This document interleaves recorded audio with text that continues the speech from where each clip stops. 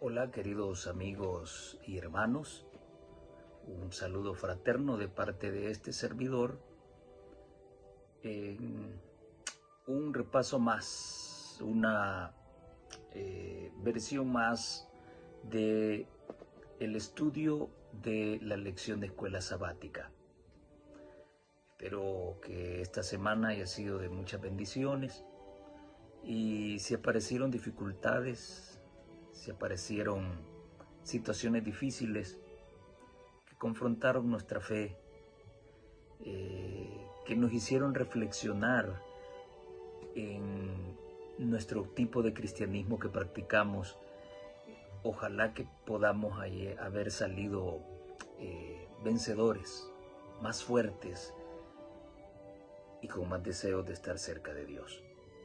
Una palabra de oración antes de iniciar el estudio realizado durante esta semana. Nuestro Dios y Padre que está en los cielos,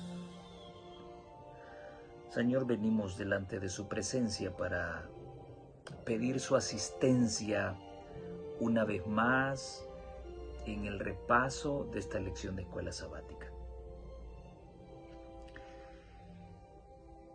Increíble, pero cierto. Podríamos pensar que no es posible que sea tan fácil, pero es así. Seamos lo que seamos, hagamos lo que hagamos, usted nunca deja de amarnos. Muchas gracias. Un favor inmerecido. Aceptos únicamente en el amado. Que su espíritu nos asista para que esta verdad pueda quedar plasmada en el corazón para siempre. En Jesús se lo pedimos. Amén y amén. Lección número 3. Qué interesante título el que hemos desarrollado y analizado esta semana. Para agradar a Dios. Y quizás durante el repaso me escuchen mencionar esto vez tras vez, para todos aquellos que dicen que en este mundo no vamos a dejar nunca de pecar. Entonces quiere decir que nunca vamos a agradar a Dios. Y de eso se ha tratado el estudio que hemos revisado en esta semana. Jehová está en medio de ti. Yo no sé si ustedes pudieron profundizar en la belleza de este texto. Sofonías utiliza mucho el término en medio de ti, en medio de ti, en medio de ti, en señal de cercanía, en señal de propiedad. En este capítulo 3, Dios habla a través del profeta y nos hace entender que Dios colocará un remanente en medio de su pueblo. Allí en medio donde están ocurriendo corrupciones, abominaciones, donde hay pecado a flor de piel dentro del pueblo de Dios. El Señor promete a través del profeta Sofonías que colocará en medio a su remanente.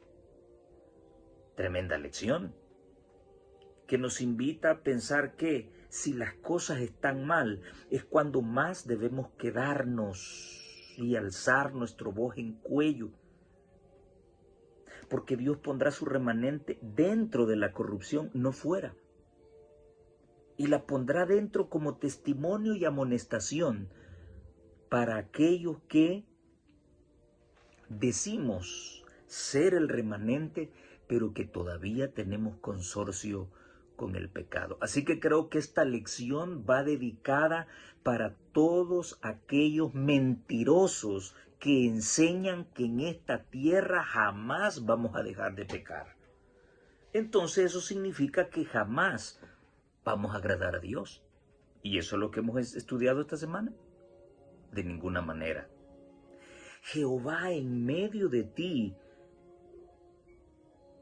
Jehová está en medio de ti. Él es poderoso y te salvará. Se gozará por ti con alegría. Callará de amor.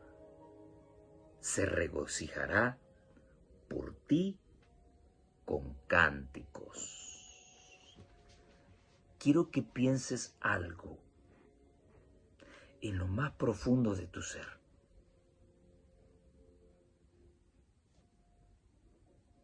¿Pecaste esta semana?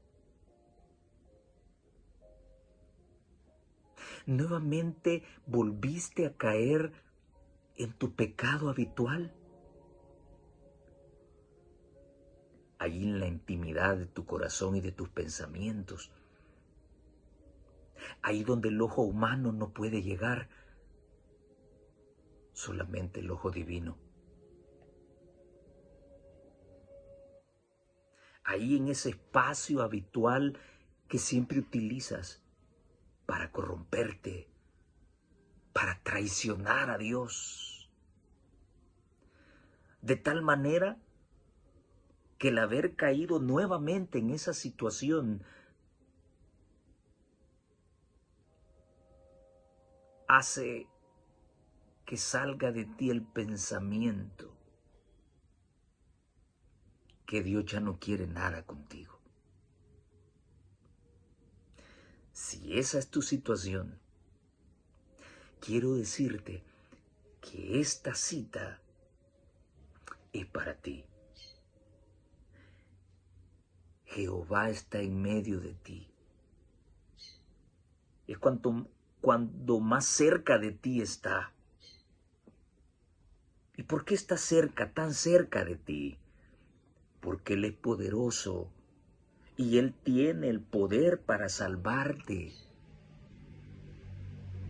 Mientras tú lloras y gimes por el pecado que has cometido y te sientes mal, avergonzado, porque te has faltado el respeto a ti mismo y porque has quebrantado nuevamente el corazón de Dios, el Señor te dice que se gozará en ti con alegría.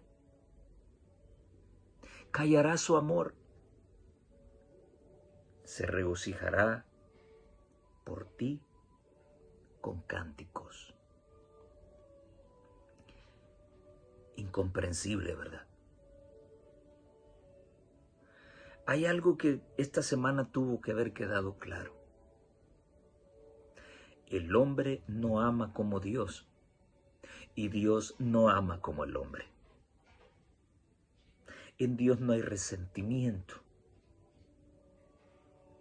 En Dios no hay un deseo de venganza inmediato. Hay un día para el pecador. Ya vamos a leerlo porque me gustó cómo lo externó el autor. Hay un día establecido para el pecador. Sí, pero ese día no es hoy.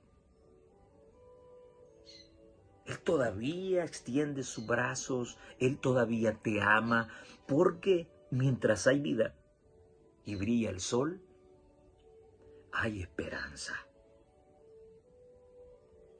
Creo que meditaron en la historia de ese niño que le da su regalo al padre y el padre le contesta de esa forma tan grotesca: mira, yo no necesito, claro, es un caso hipotético, yo no necesito nada de ti. Todo lo que tengo, todo lo que me puedas dar yo lo tengo, lo he comprado con mi dinero, así que guárdatelo, no lo necesito, pero quiero que sepas que aún así te amo. Es así como Dios nos trata. ¿Es así como Dios se relaciona con nosotros? Frío, insensible, sin corazón. ¿Puede el hombre tan insignificante, puede el hombre pecador, puede el hombre que con sus pecados ha declarado no querer nada con Dios, puede el hombre agradar a Dios? Esa es la pregunta que tuvimos que habernos respondido esta semana. Y quiero traer a colación el ejemplo de Enoc. Sabes, y lo hemos mencionado en muchas ocasiones desde este canal, que Dios se llevó a Enoc. Y el libro de Hebreos capítulo 11 dice de que antes de ser traspuesto, Enoc tuvo testimonio de haber agradado a Dios. ¿Puede el hombre agradar a Dios? Claro. No estamos hablando de Jesús, estamos hablando de un hombre común y corriente llamado Enoc. Y no solo Enoc agradó a Dios, una enorme cantidad de hombres y mujeres de la historia bíblica, siendo finitos, siendo pecadores, teniendo imperfecciones impresas por el pecado, tuvieron la facultad de poder agradar a Dios en algún momento de sus vidas. 300 años es suficiente tiempo para convencerse de la maldad del pecado, dejar de pecar y agradar a Dios. Ese fue el caso de Job. ¿Cuál era la clave de Enoc, perdón? ¿Cuál era la clave en la vida de Enoc? La sierva del Señor menciona que Enoc se encargó de entrenar su mente y su corazón, educar su mente y su corazón para agradar en todo momento a Dios. Enoc no daban un paso adelante sin estar seguro de que el Señor había aprobado lo que iba a hacer. Hay que entrenar la mente para eso. Esta semana tuvimos que haber encontrado la respuesta si realmente un hombre puede agradar o no a Dios. La divinidad se conmovió de piedad por la humanidad, dice la sierva de Dios en Consejos sobre la Salud, página 219 y 220. La divinidad se conmovió de piedad por la humanidad. Y aquí viene un trozo que quiero dedicárselo a todos aquellos que enseñan que solo el Padre y el Hijo existen. No hay Espíritu Santo. Porque en el Consejo de Paz se menciona de que solamente al Padre y al Hijo. Que la mensajera del Señor escribió que después de Jesús, el otro que ostentaba admiración era Lucifer. Así que no hay Espíritu Santo, dicen algunos. Te dedico esta cita. Y hay muchas otras, pero en esta oportunidad a los que piensan así les dedico esta. La divinidad se conmovió de piedad por la humanidad. Y el Padre, el Hijo y el Espíritu Santo los tres se dieron a sí mismos a la obra de formar un plan de redención. Ahí están los tres, llegando a un acuerdo de entregarse por amor del hombre. Con el fin de llevar a cabo plenamente ese plan, se decidió que Cristo, el Hijo unigénito de Dios, se entregara a sí mismo como ofrenda por el pecado. Esa decisión surgió de los tres, no de dos, de los tres. ¿Con qué se podría medir la profundidad de este amor? Muchas veces lo he dicho, le salía más económico a Dios destruirnos y crear una nueva generación de humanos.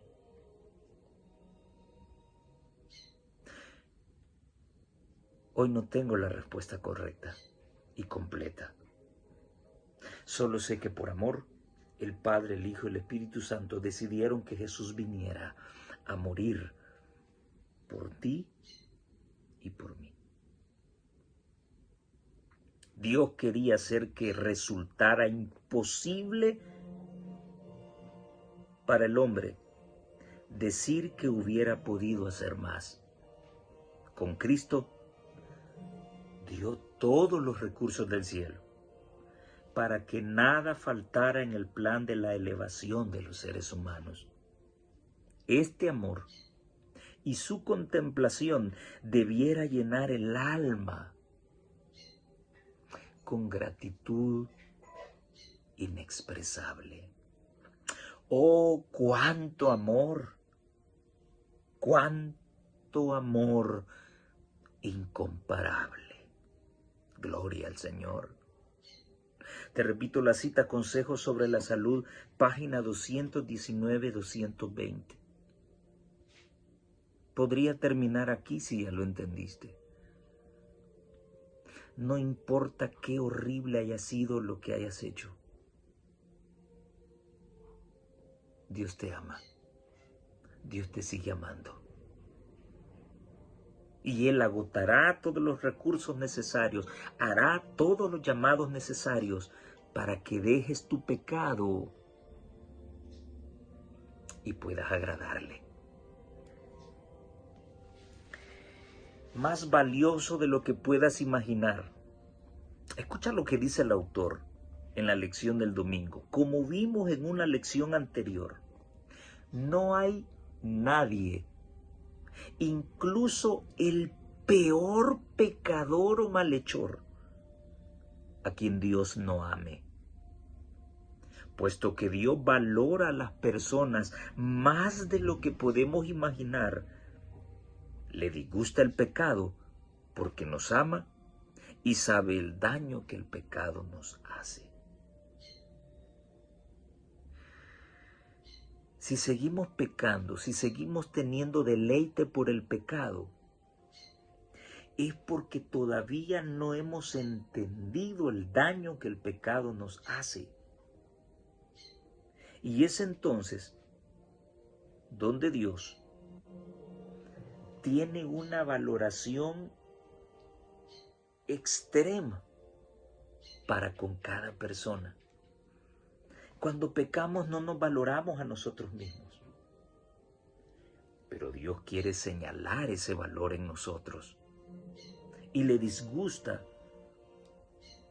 ver cómo el pecado nos degrada, nos corrompe y nos destruye. Porque Él nos ama. Por eso le disgusta. Le disgusta el pecado, no el pecador.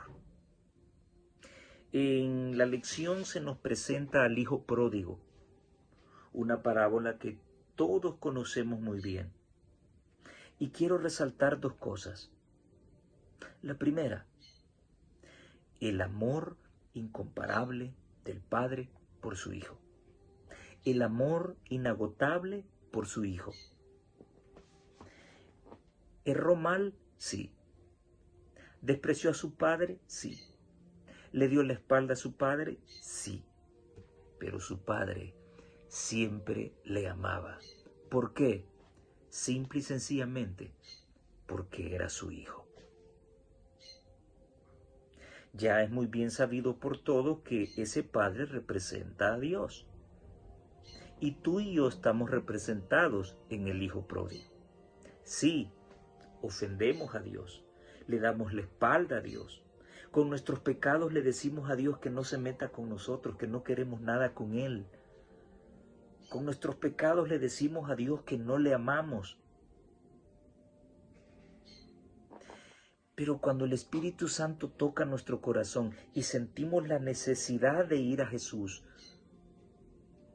y nos da vergüenza saber que hemos errado y que hemos pecado, los brazos de Dios siempre están abiertos para el pecador. Eso es lo primero que quiero o espero que haya quedado claro. Y en segundo lugar, es algo que siempre he dicho también, en todas nuestras iglesias existe el hermano mayor del hijo pródigo. Aquel que no quiso gozarse con su padre por el regreso de su hermano, sino que sintió celos.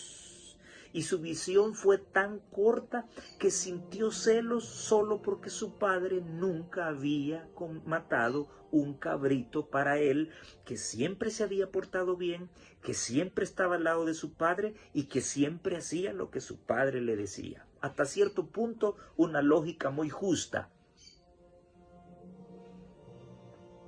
Pero había un problema. El hermano mayor no había dimensionado el amor de su padre, y su padre se lo recuerda. Y voy a parafrasearlo. Hijo mío, no es posible que tú estés disgustado por un cabrito que le he matado a tu hermano, sabiendo que todo lo que tengo te pertenece. ¿Quién tenía más?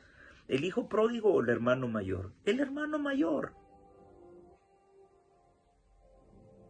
Era dueño de todo lo que el padre tenía. Sí, pero se sentía mal solo porque no le habían matado un cabrito. Siempre hemos escuchado esta expresión que ya está trillada. Hay fiesta en el cielo cuando un pecador se arrepiente. ¿Estás seguro de eso? Yo sí. Y yo sé que tú también. Y eso no me preocupa. Ciegamente, yo creo y estoy absolutamente seguro que cuando un pecador se arrepiente y decide bautizarse, hay fiesta en el cielo. Lo que me preocupa es si hay fiesta en tu corazón cuando ves a alguien bajar por las aguas bautismales. Lo que me interesa saber es que si realmente hay fiesta en la iglesia.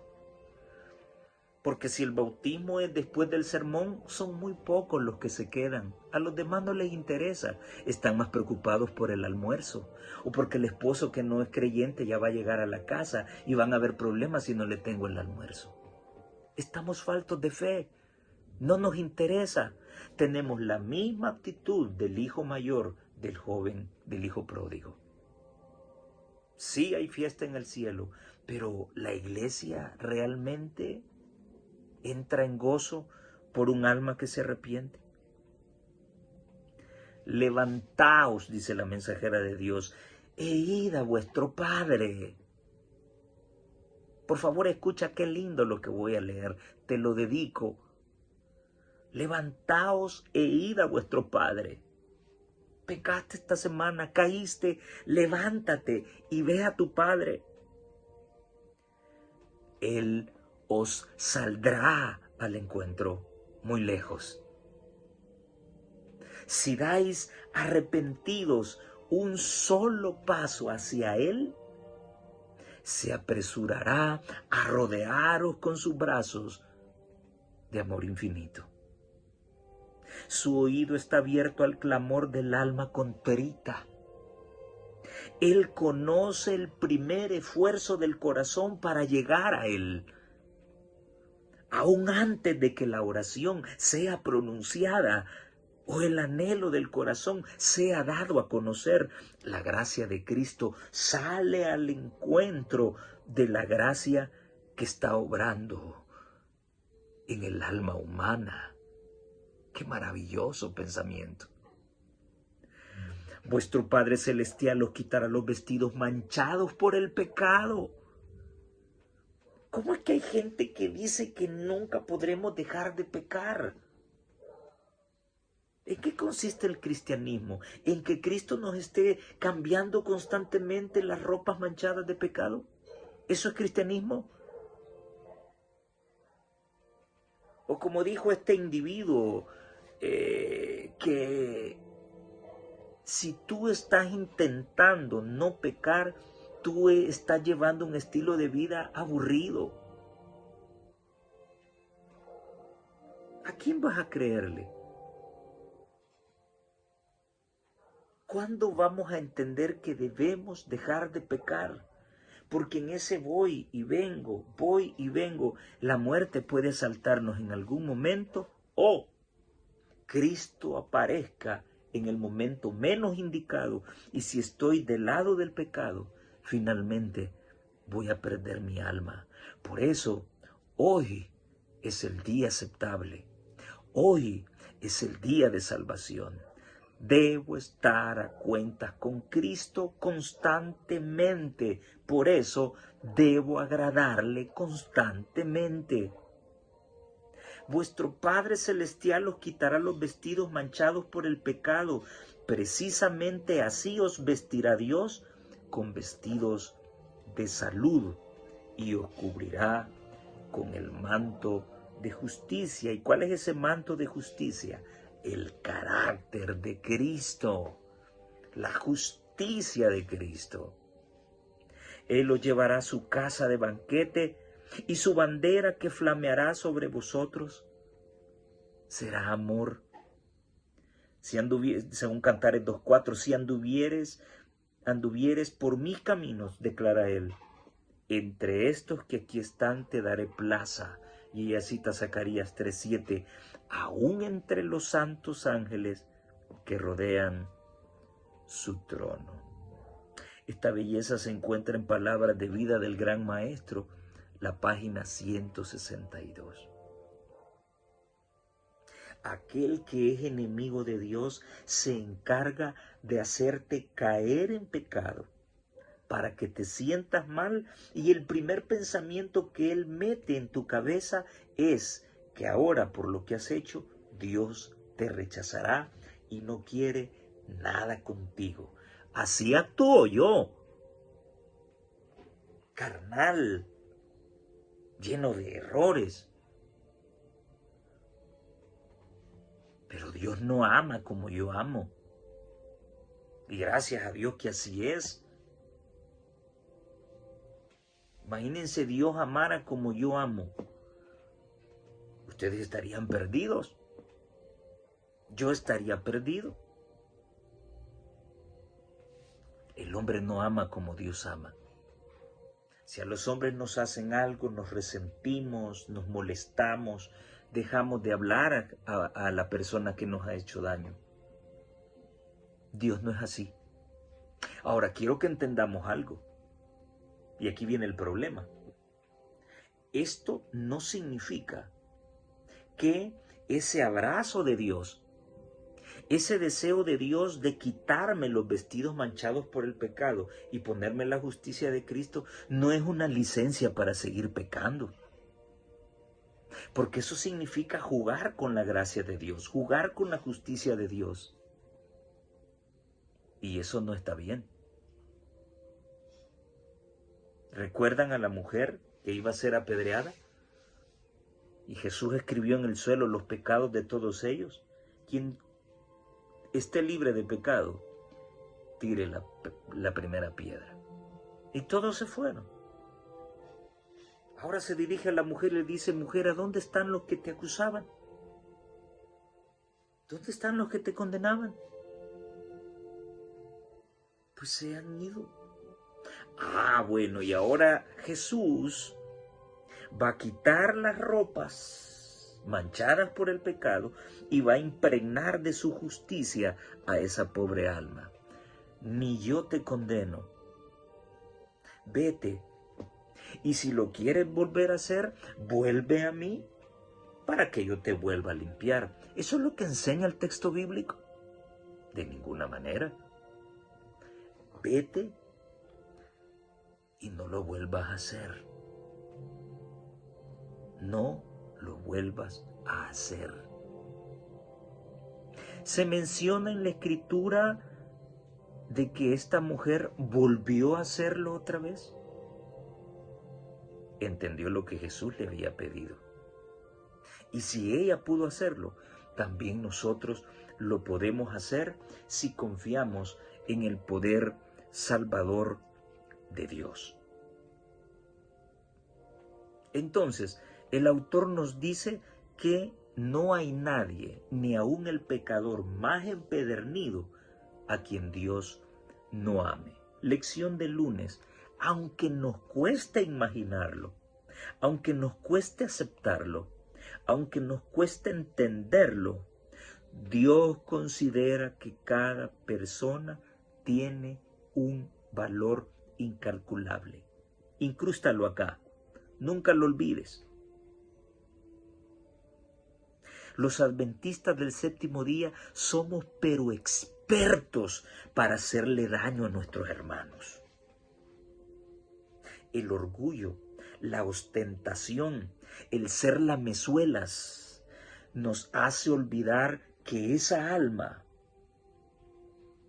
a quien estamos tirando vituperios, metiéndole zancadilla y alejarla del liderazgo porque es una mala influencia para la iglesia, porque ellos están en pecado y la persona está señalando sus pecados, se nos olvida que esa persona un día fue un pecador ganado con la sangre de Cristo y el cielo entero invirtió por la salvación de esa alma. La iglesia también invirtió tiempo, recursos.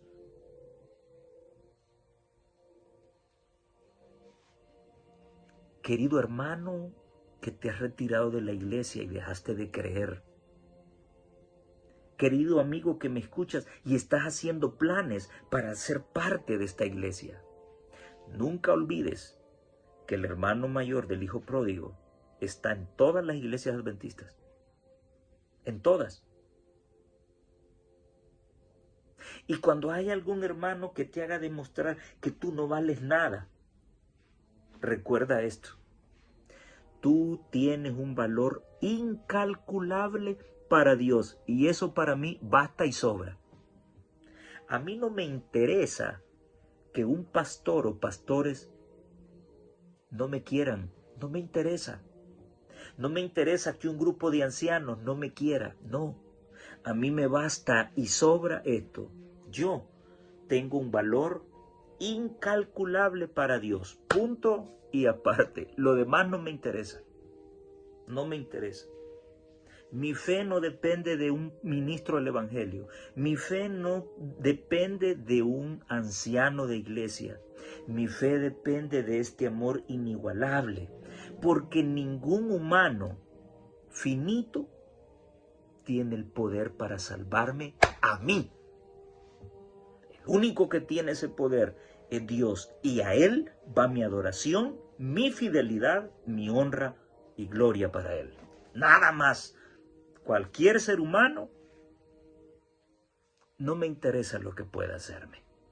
Por favor, recuerda esta bonita reseña. Dios considera que cada persona tiene un valor incalculable y por eso se regocija por la salvación de una sola alma.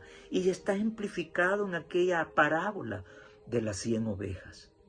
99 no son no son suficientes para ser feliz. Se me perdió una, pero bueno, por desobediente se perdió. Hay que la come el lobo, es su problema. Si me hubiera hecho caso, no estaría en ese problema. Pero me quedan 99 para seguir siendo feliz. Eso no es economía para Dios. Y entonces, así como aquel buen pastor, sabiendo que tenía las 99, se fue a arriesgar su vida para faltar la única que no estaba en el rebaño. Bendito sea el corazón y los pies de ese grupo de hermanos que sábado a sábado está a las 2 de la tarde para ir a buscar a esa oveja. Bendito el Señor y benditos esos pies de esos hermanos a quienes Dios ha apartado para que vayan en busca de esas preciosas almas. Y acá se nos vuelve a repetir las palabras de Sofonías. Jehová está en medio de ti, poderoso, Él salvará, se gozará sobre ti con alegría. callará de amor, se regocijará sobre ti con cánticos. Vemos también en esta lección cómo el amor de Dios es comparado, cómo el amor de Dios hacia su iglesia. Ahora ya no vamos a hablar del pecador, vamos a hablar de la iglesia. Dios ama a la iglesia así como el esposo debe amar a la esposa. Ahora yo me ponía a pensar cuando estudiaba esto. En nuestras iglesias hay muchas esposas que no entienden este pasaje y que de seguro deben considerar a Dios como un tirano. ¿Y por qué digo esto? Porque no se sienten amadas por sus esposos.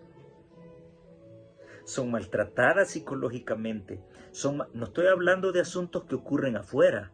Estoy hablando de matrimonios adventistas del séptimo día. Hay muchas mujeres de nuestras iglesias maltratadas psicológicamente, maltratadas físicamente, maltratadas sentimentalmente porque están siendo traicionadas por sus esposos, porque estos se han metido con otras hermanas o se han metido con mujeres mundanas, con amores antiguos. Esas puertas no fueron cerradas. No se sienten amadas y ahora escuchan decir de que así como Cristo amó a la iglesia, así deben los maridos amar a sus mujeres.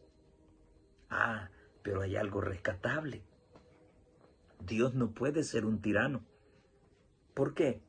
Porque Dios no ama como el hombre y el hombre no ama como Dios. ¿Cuál es la norma? Maridos, amen a sus mujeres, no como ustedes las aman usualmente. No, ámenlas como Cristo amó a la iglesia. ¿Cómo lo demostró? Entregándose a sí misma por ellas. Y luego se agrega, el que ama a su mujer, el que ama a su esposa, está amando su propio cuerpo. ¡Qué maravilloso! Así que esposas, recuérdenle a sus esposos que ellas deben amarlas, no como las están amando ahorita, no, deben amarlas con el amor de Cristo. Cristo no tiene otra esposa, solo tiene una. Este esposo sí es fiel, la que es infiel es la esposa. Así que aprendamos a amar como Cristo amó, con esa unión tierna, sagrada, que Él mantiene con su pueblo. Luego la lección del martes nos habla ya directamente sobre complacer a Dios. Y hay unas preguntas que me parecieron interesantes. ¿Cómo puede Dios deleitarse conmigo? Si aquí el que debe deleitarse soy yo. El que tiene motivos para deleitarse en Dios soy yo. Eres tú. ¿Qué motivos tiene Dios para deleitarse con este pecador? Con esta basuría. ¿Qué motivos tiene Dios?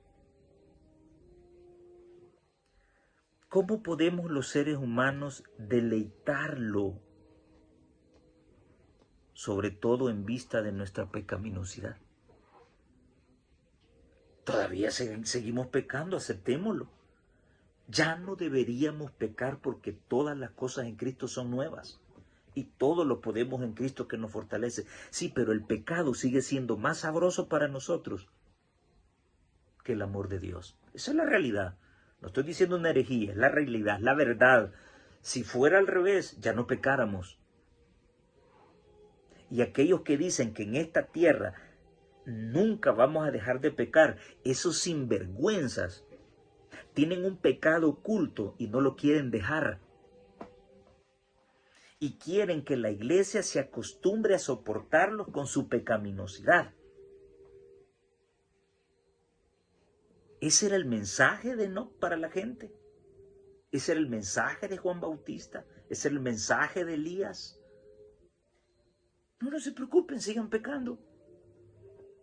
Dios siempre los va a amar porque en esta tierra nunca vamos a dejar de pecar. Ese no era el mensaje.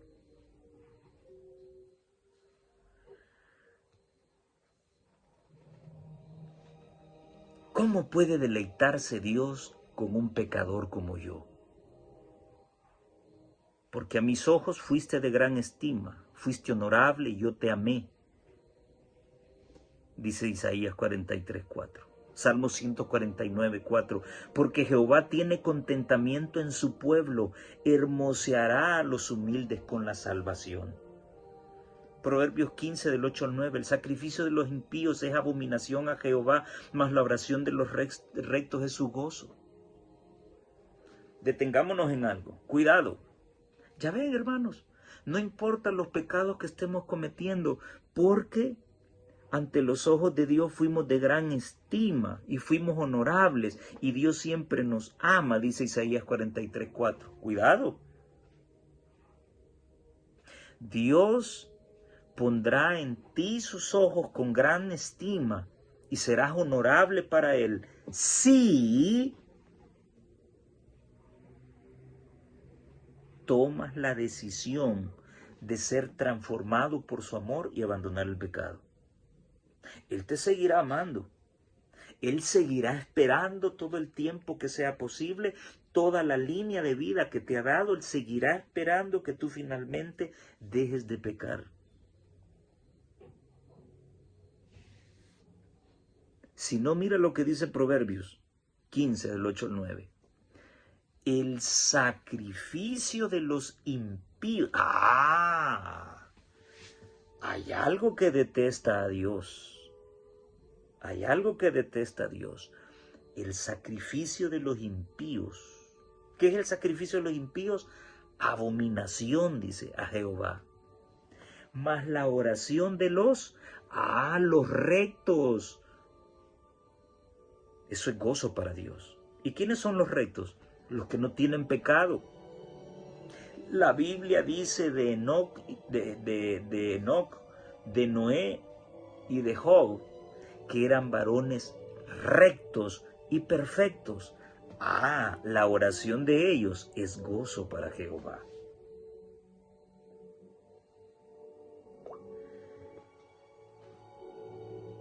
¿Todavía te echas tus pecaditos de vez en cuando? Bueno, pues déjame decirte que tu oración no es gozo para Dios. ¿Eso es ser recto? ¿Tener una vida cristiana como joroba de camello? Días estoy arriba, luego caigo en pecado. Días estoy arriba. ¿Eso es vida cristiana? ¿Caer y levantarse? De ninguna manera. El que es nacido de Dios no practica el pecado. Dice 1 de Juan 3.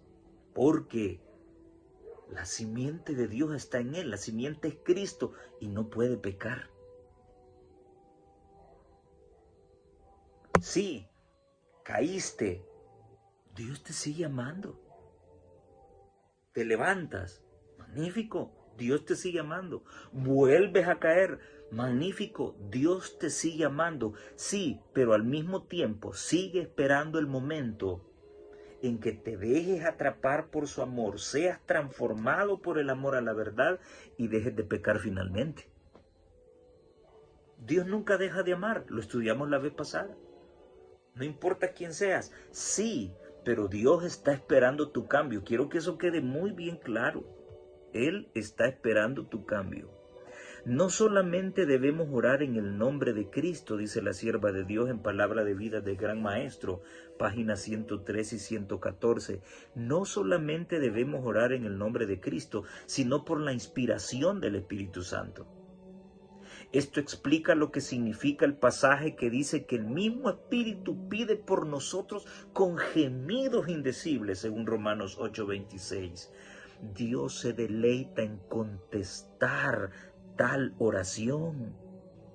Cuando con fervor e intensidad expresamos una oración en el nombre de Cristo, hay en esa misma intensidad una prenda de Dios que nos asegura que Él está por contestar nuestra oración mucho más abundantemente de lo que pedimos o entendemos.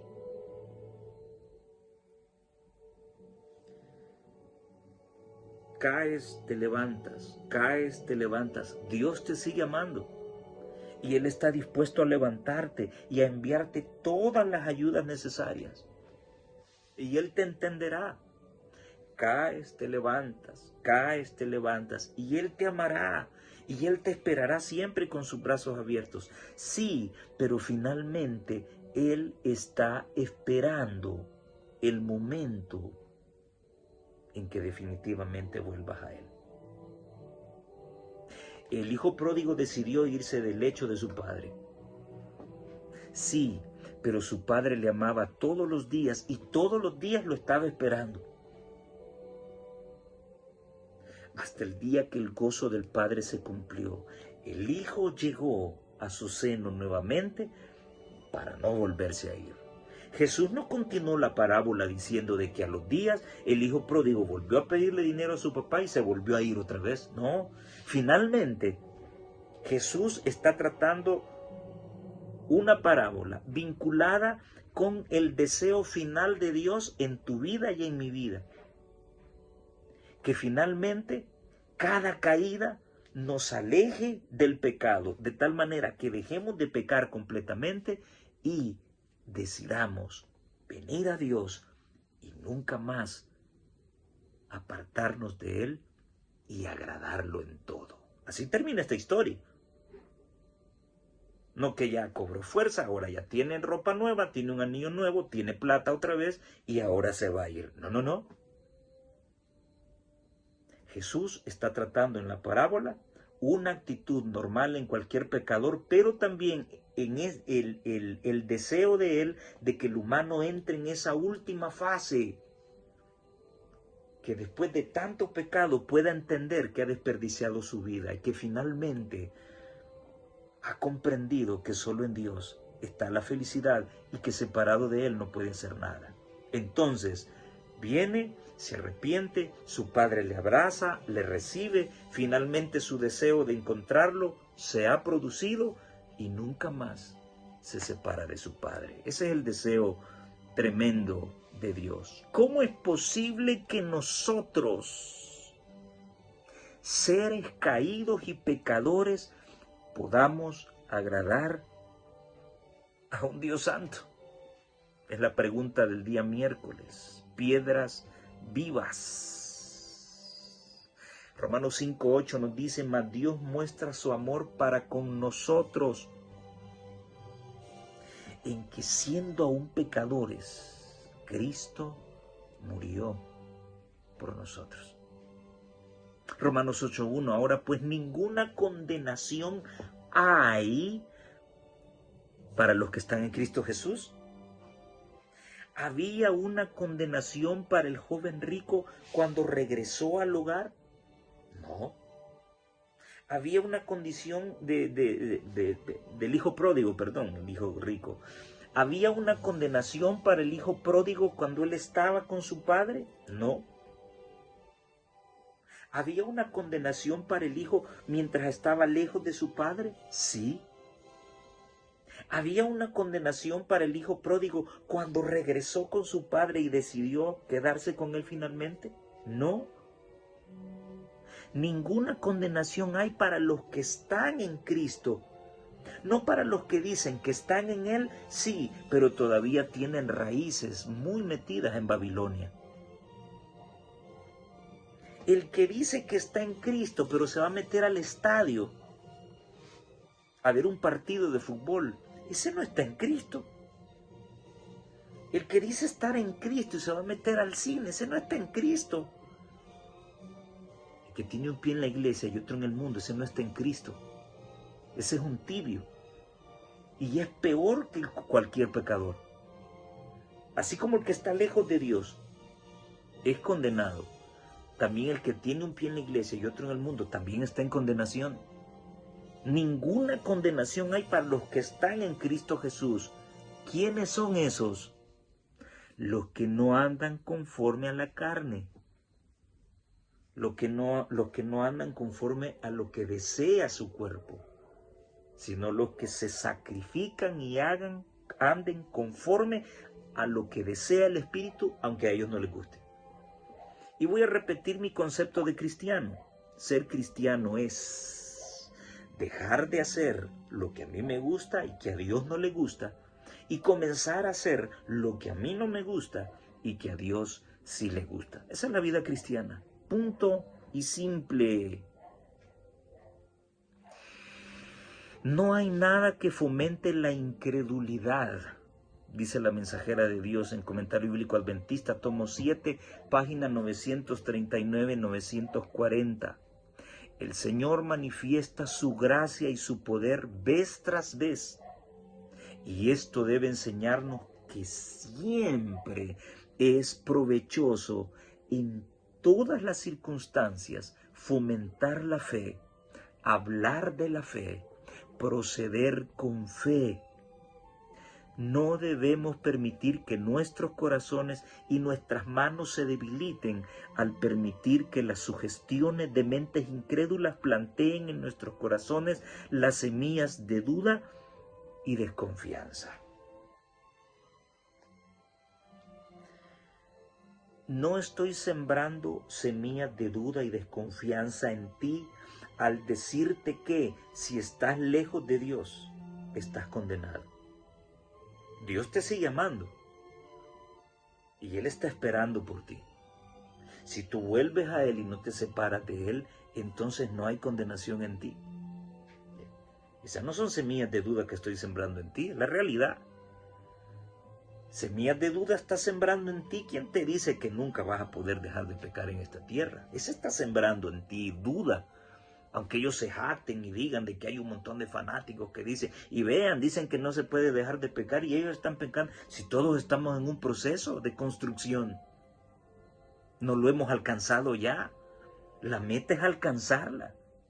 Y si tienes fe, la alcanzarás, así como ese hombre de la historia que va a pedir a Jesús un milagro por su hijo.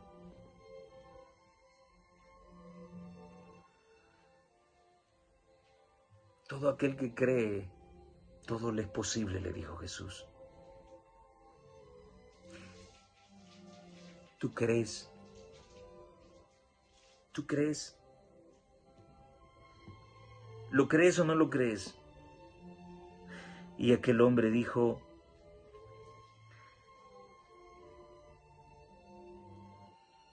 sí creo, sí creo. Pero si hay en mí algún ápice de incredulidad, aún diciéndote que creo, por favor, ayuda a mi incredulidad. Ayúdame a creer. Una tremenda historia que demuestra que desde niño ese muchacho era atormentado por Satanás. ¿Esa será tu historia? Desde niño vienen batallando con una tendencia. Vienen batallando con una mala actitud. El carácter que siempre es, el carácter, los celos, la duda. ¿Cómo destruye eso psicológicamente al humano?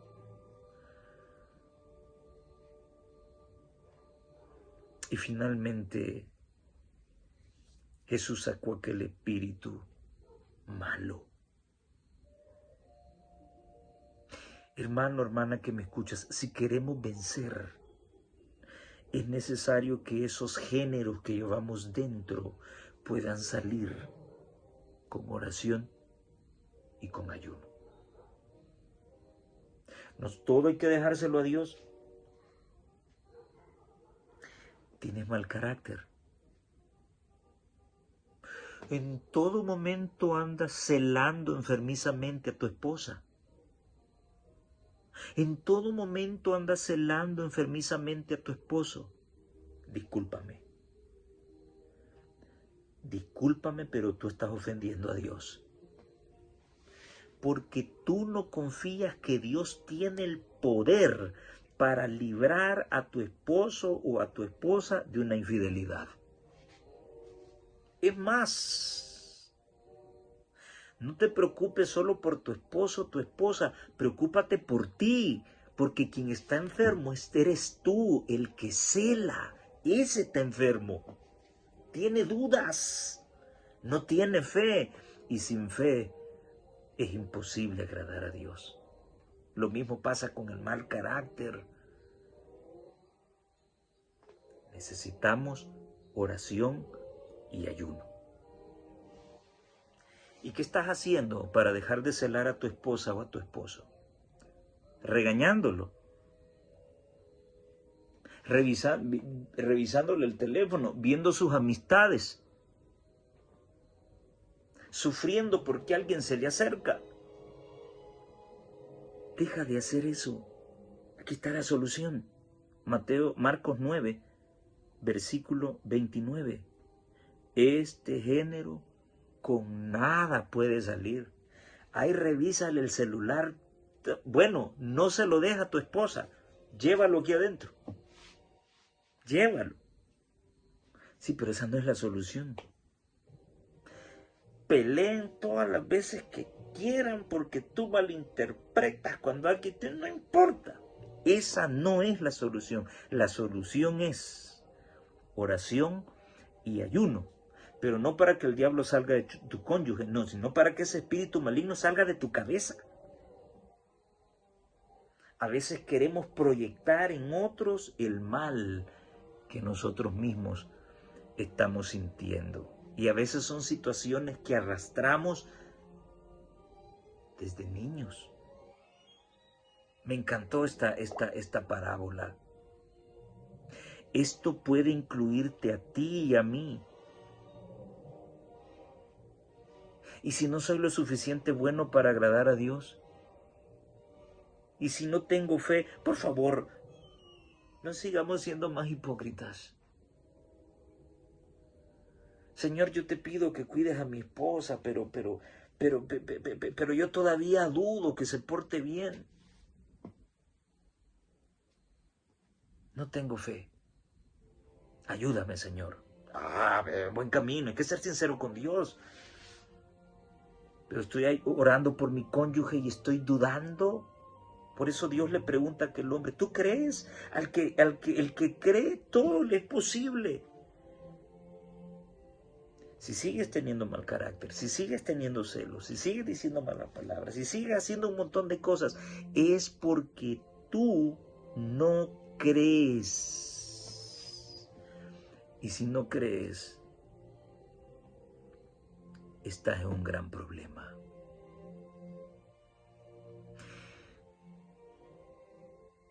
Dios quiere llevarnos a su casa. Jesús se lo dijo a sus discípulos. Donde yo estoy, quiero que ustedes estén también. Pero con este carácter, con esta forma de ser, es imposible. Dejémonos de tonterías. Abracemos al Señor. Entreguémosle a Él todo. Digámosle con sinceridad, Señor, siempre he aparentado que puedo, pero no puedo.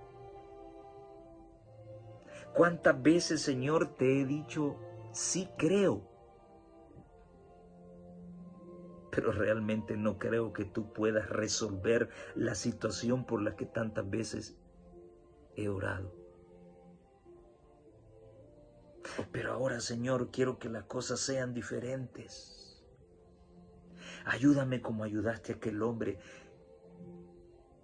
¿Cuántas veces te he dicho creo, pero realmente no creo? Por favor, ayuda a mi incredulidad.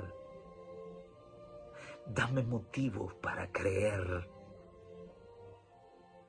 de que tú tienes el poder de cambiar mi vida. pero que esta sea nuestra oración y que finalmente todo lo que nos reste de vida estemos preocupados por agradar a nuestro Dios. Que el Señor te bendiga y nos vemos en la próxima.